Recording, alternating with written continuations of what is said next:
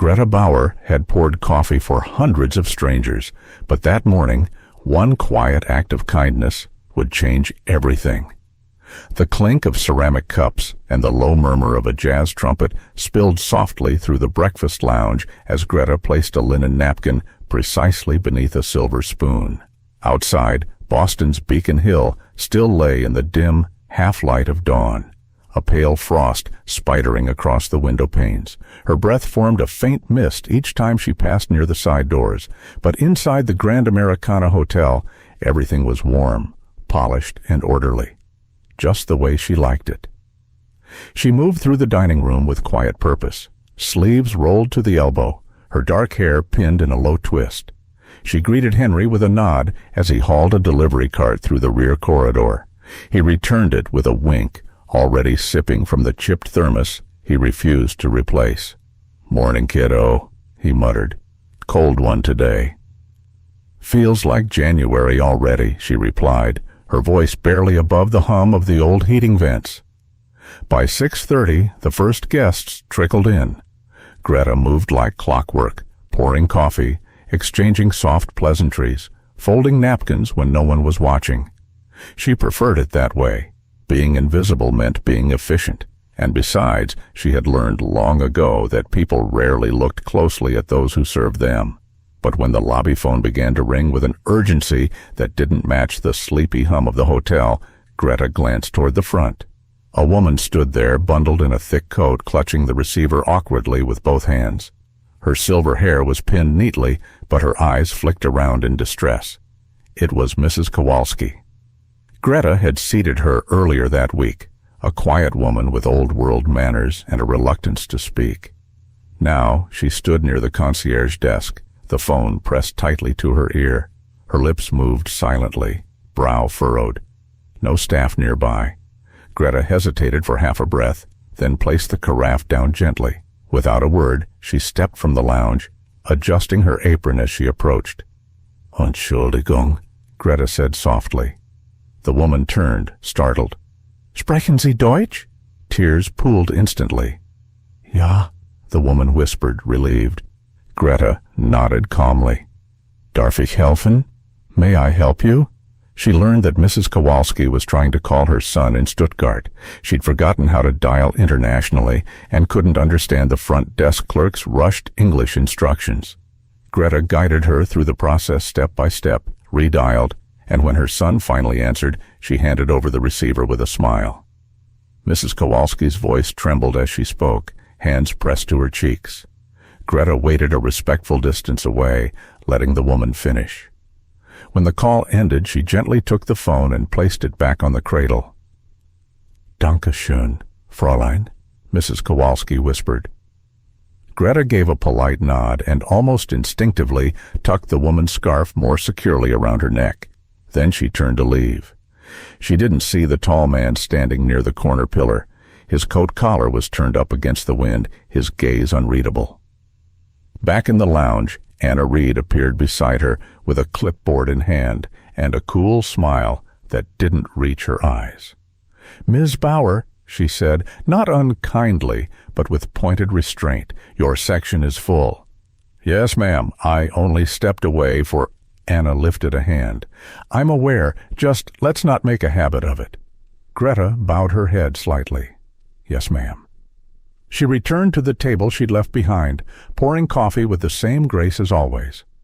Henry passed by a few minutes later with an empty crate and leaned in just enough to mutter, "They noticed, huh?" She blinked. "Who?" But he had already moved on. That night, as she walked home along the brick sidewalks of Beacon Hill, the wind cut sharper than usual. Snowflakes began to drift under the golden glow of lamplight, catching in her scarf and eyelashes. She didn't look back at the hotel. She never did. The next morning, Greta is told, "HR wants to see you now." Greta expected a scolding, or worse. Instead, she was offered a seat in a world she thought was closed to people like her. The hallway to human resources was quieter than usual, as if the hotel itself was holding its breath. Greta kept her eyes forward, hands folded neatly in front of her. Her shoes made soft taps against the carpet, each one feeling like a countdown. Through the frosted glass of the HR door, she saw movement. Valerie Cho adjusting her glasses, her mouth a straight line. Greta entered with a nod. "Good morning," she said, careful not to betray the churn in her stomach. Valerie gestured to the chair across from her. "Sit down, Greta." Greta obeyed. The office was warm, the radiator clanging faintly beneath the window. A coffee mug sat untouched on the desk, the steam long gone. Greta's eyes caught the corner of a manila folder with her name typed in clean black letters. She swallowed. "I'm not sure what this is about," Greta began. "But if this is about yesterday, I only stepped away because the guest was—" Valerie held up a hand. "You're not in trouble." Greta blinked. "I'm not?" Valerie smiled, but it was the kind that offered no comfort. "Mr. Whitman has requested that you be reassigned." The room tilted just slightly. "To what position?" Greta asked, her voice thinner than she meant it to be. "Effective immediately," Valerie said, folding her hands. "You'll be serving as International Guest Liaison. It's a new role, crafted with you in mind. You'll assist with translation, coordination, and hospitality for high-profile guests, particularly those with language barriers." Greta sat still. A clock ticked somewhere behind her. "I think there's been a mistake," she finally said. This can't be right." "It's not a suggestion," Valerie said. "It's a directive from Mr. Whitman himself." There was silence again, but it was different this time, denser. "You'll report to the executive floor after your fitting," she continued. "Someone from wardrobe will meet you in 30 minutes. When Greta didn't move, Valerie leaned forward slightly. "You've done nothing wrong. In fact, quite the opposite. But I suggest you move quickly. This kind of opportunity, it doesn't knock twice." She found herself nodding before she could form words. Later, in the employee fitting room, Greta stood barefoot in front of a mirror, arms held slightly out as a woman pinned the hem of a navy skirt. The blouse was silk, fitted perfectly. The tag was still on. Greta looked nothing like the person who had served tea an hour ago, but in the corners of her reflection, she still saw the same silver pin tucked in her hair, the same worry tugging at her brow. "You clean up nice," said Henry, leaning against the doorway with a half grin. His coat was dusted with snow. Greta exhaled a soft laugh. "I look ridiculous." "You look like someone they can't ignore anymore." He took a sip from his thermos. "Just don't let them dress you up so much you forget who you are." She nodded, but it was hard to believe anything was real. Even her steps felt unfamiliar as she took the elevator to the executive floor. The ride was silent except for the soft hum of overhead lights. The doors opened into a space she had never dared imagine from inside. The top floor gleamed with polished wood, bookshelves filled with real leather bindings, and floor-to-ceiling windows that overlooked the snowy sweep of Boston Common. A woman at a reception desk gestured toward the far corner. She walked past paintings she'd only glimpsed in hallway reflections. The walls smelled faintly of cedar and citrus. Her fingers twitched at her sides as she passed a coffee table with a crooked silver spoon. Without thinking, she reached down and adjusted it. Charles Whitman stood at the window, hands in his pockets. When he turned, the air changed. Not colder, but quieter. He didn't offer his hand, didn't ask her to sit. Instead, he studied her for a moment that stretched too long. "You helped someone," he said finally, "not because it was your job, but because it was right." Greta's mouth opened, but no sound came. "That's the kind of person this hotel needs more of," he added. She stood straighter, unsure what to say. After a pause, he said, "We're meeting German partners next week. I'd like you at the table." She used to refill water glasses here. Now she was expected to speak on behalf of the entire hotel. Snow pressed gently against the wide windows, a slow swirling dance that blurred the city skyline beyond. Inside the conference room, everything gleamed.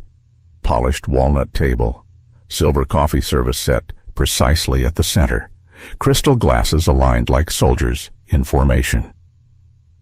The air held the faint scent of clove and pine. Someone had hung a small wreath in each corner, but the overall mood was anything but festive. Greta adjusted the strap of her small leather portfolio and stood slightly behind Charles Whitman. She didn't take a seat. The high-backed chairs seemed too formal, too full. She could feel Anna's presence off to the side, arms crossed in a navy suit too sharp for comfort. The ticking of the brass wall clock seemed louder than usual. Her mother's voice floated back to her.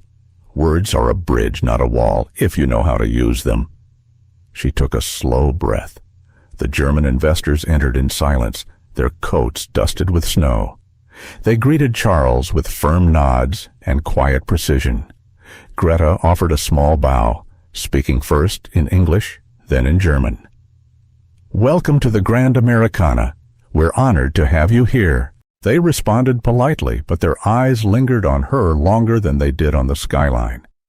Charles motioned toward the table, and everyone took their places. Greta remained standing behind Charles, poised like punctuation. The meeting began smoothly. Updates on renovation timelines, regional partnerships, projected returns. Charles spoke in calm, measured English, while Greta listened carefully to the German murmurs exchanged between the guests. She made no move to interrupt. Then a phrase landed awkwardly.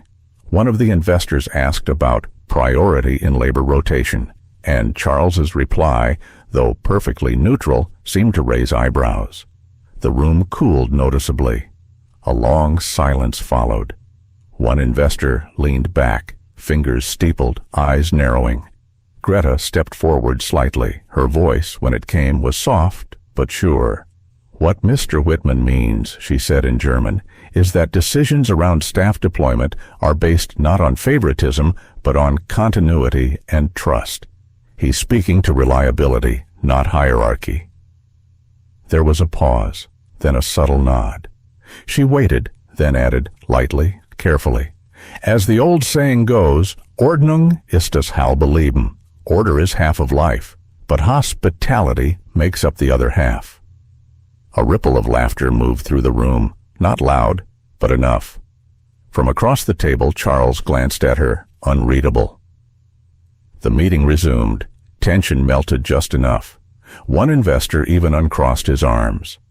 As documents circulated and hands reached for pens, one of the guests turned to Greta and spoke quietly in German. "You understand more than language. You read people." Greta smiled and translated aloud, simply, "He says the tone of the discussion feels much clearer now." But Charles had caught the original phrasing. His eyes remained on her just a second longer. As the meeting ended, chairs scraped softly against the wood floor. Coats were retrieved.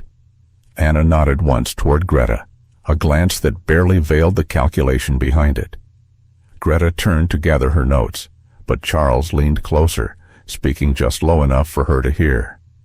"There's more I'd like to discuss, off the record." The higher she rose, the more Greta felt people were watching, waiting for her to prove she didn't belong. The lobby shimmered in golden light, with garlands draped along the banisters and poinsettias blooming in brass pots beside the fireplace. Bing Crosby crooned softly from the overhead speakers, the same song Greta's mother used to hum while folding laundry. Outside the hotel's glass doors, snow floated in lazy spirals, catching in the glow of the street lamps. Inside, everything was warm, but Greta could still feel the chill.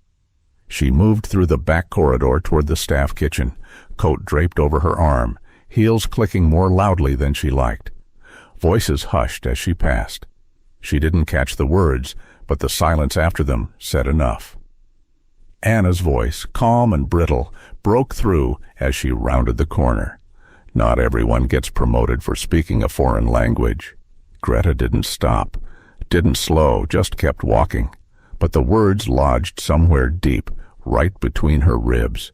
In the break room, the vending machine rattled as Henry thumped the side of it. He looked up when she entered, the familiar thermos already in hand.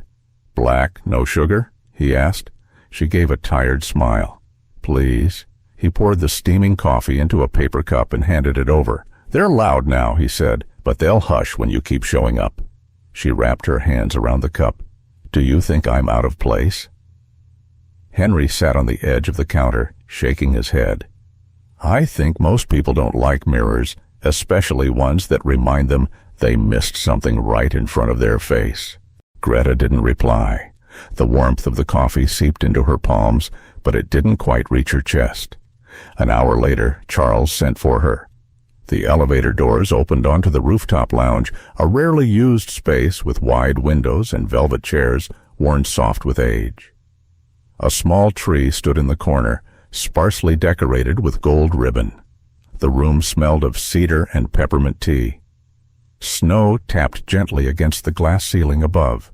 Charles stood near a low table, pouring tea from a ceramic pot into delicate porcelain cups.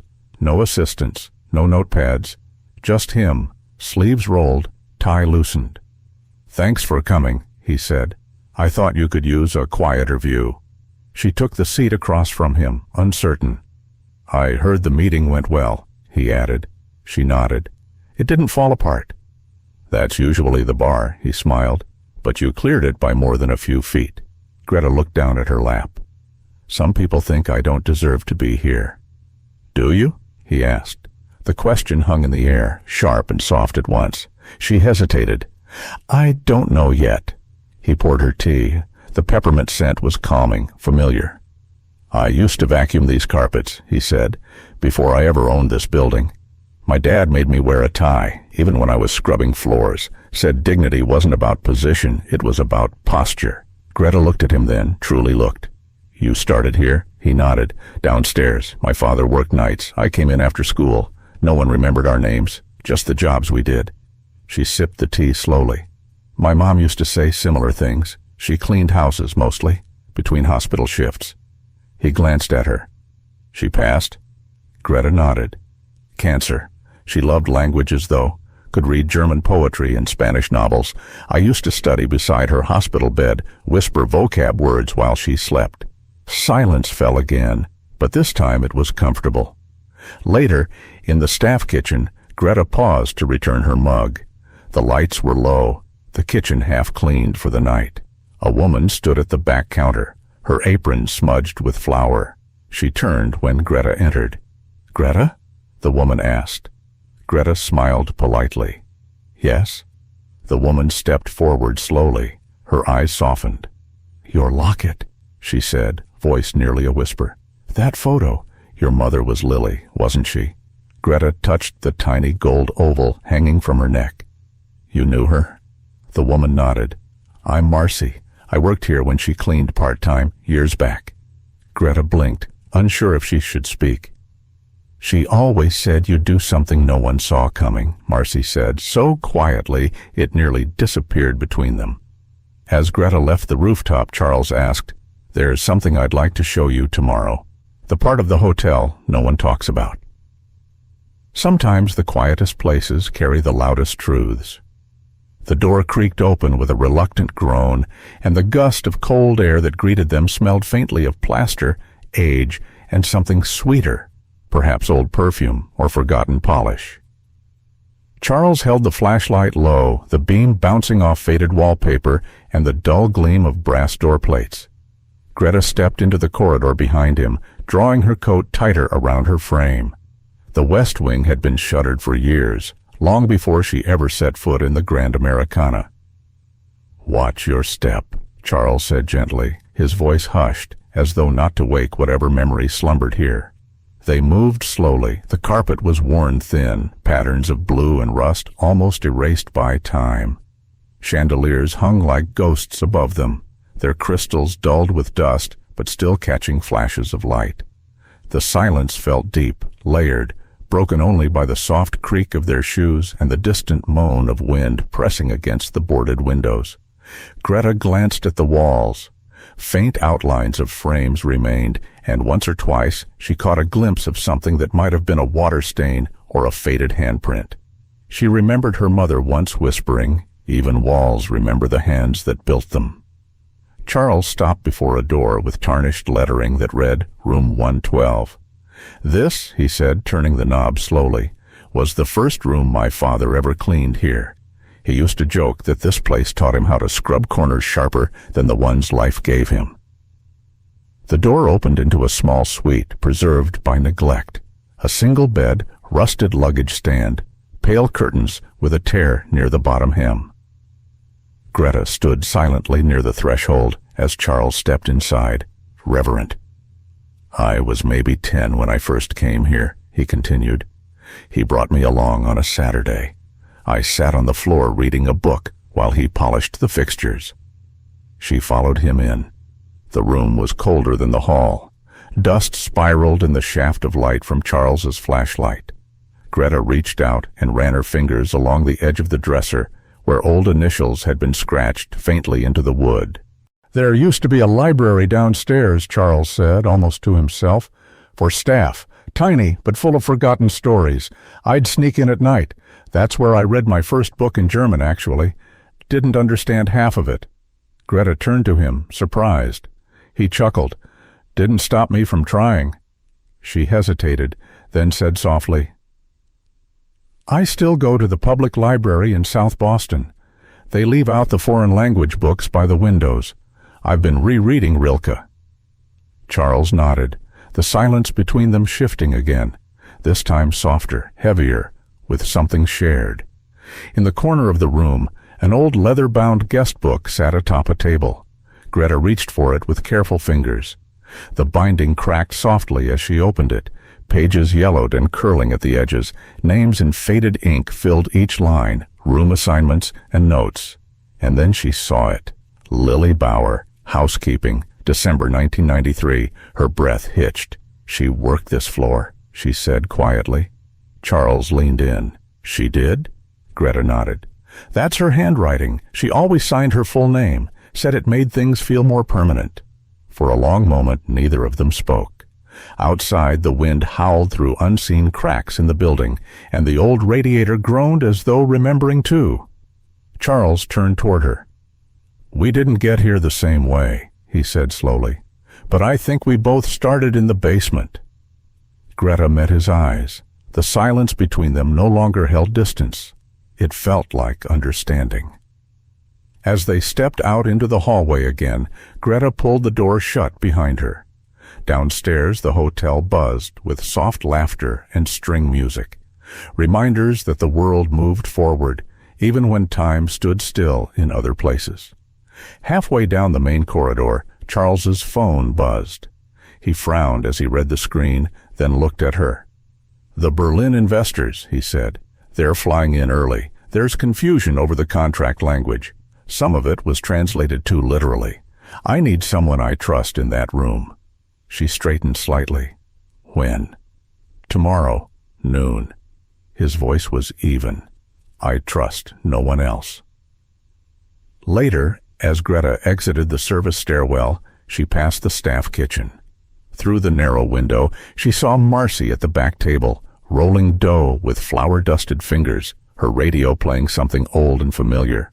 The hallway smelled of cinnamon and yeast. Greta stepped out into the lobby just as the bells from the nearby Christmas market began to chime softly in the distance. The sound drifted through the revolving doors like a memory. Greta whispered, "I'll be there." The girl who once cleaned tables now sat at the head of one, speaking not for power, but for peace.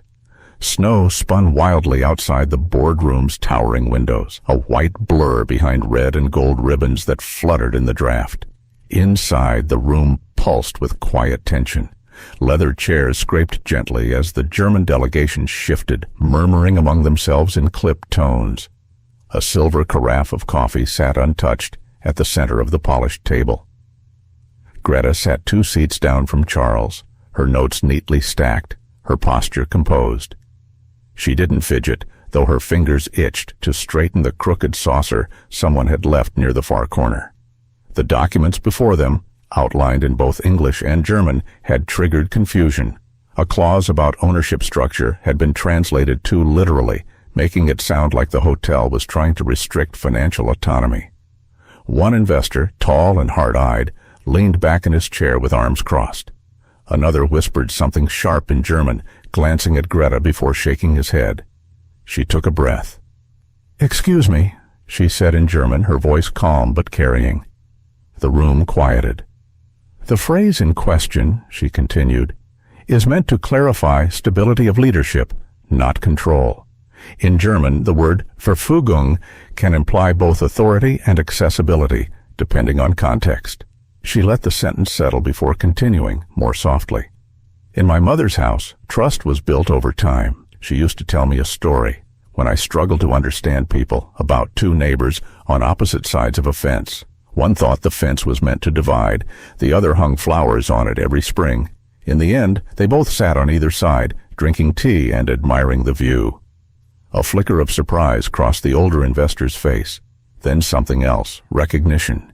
She believed, Greta added in German, that most misunderstandings are about tone, not intent. The room remained silent for 3 beats. Then one of the men, the youngest of the group, let out a quiet chuckle. "We're not used to being read so gently," he said, still in German. Another leaned forward. "We didn't expect someone to understand both languages and both rooms." They stood, and when hands were extended, they reached for Greta's first. Charles didn't interrupt. He didn't need to. When the final agreement was signed and the tension evaporated like morning fog, he clapped once, just enough. Anna, seated across the table, offered a tight nod but said nothing. As they exited into the hallway, Marcy stood near the coat check with Henry beside her. Neither said a word, but both smiled, just a little. That evening in the lobby, guests passed by without knowing what had happened on the top floor. Children pointed at the gingerbread village display. A jazz trio played near the fireplace. A small podium had been set up beside the tree. Charles took the mic with little fanfare. "Today," he said, "we signed something bigger than a contract. We built trust. And none of it would have happened without the quiet strength of someone this hotel almost missed." He turned to Greta. "Effective immediately, I'm naming Greta Bauer our Director of International Relations." The applause was genuine, if brief. Greta's heart thudded once against her ribs. When it was over, she stepped aside to put on her coat. In the pocket, her fingers found a folded note wrapped in parchment. Lily always believed this day would come. Marcy. Later, she stepped out into the snow. A tourist stood on the curb, squinting at a map beneath a flickering street lamp. Greta approached gently, offered directions, even pointed the way. She still wore the same coat, but the world saw her differently now. On a snowy December evening, a woman once invisible to her own workplace became the reason it found its voice. Greta didn't climb the ladder through titles or ambition. She simply listened, helped, and never stopped believing small acts mattered. Kindness, after all, doesn't need recognition to be powerful, but when it's seen, it can reshape even the most rigid places. Like light through an old hotel window, it finds the cracks and fills them with warmth. And sometimes all it takes is one quiet voice to remind the world who truly belongs.